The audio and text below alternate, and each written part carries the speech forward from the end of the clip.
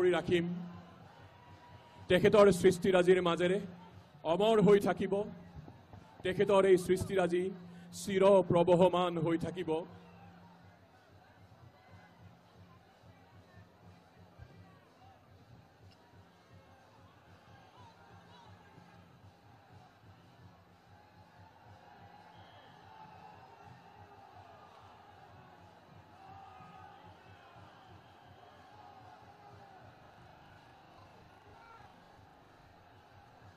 মুখাগ্নি কৰিব জুবিনদাৰ ভগ্নী পামী বৰঠাকুৰ আৰু জুবিনদাৰ অতি মৰমৰ ৰাহুল গৌতম শৰ্মাই আনসকলে তেখেতসকলক সহযোগ কৰিব আৰু মুখাগ্নিৰ সময়তে অসম আৰক্ষীয়ে তোপধ্বনিৰে সন্মান প্ৰদৰ্শন কৰিব।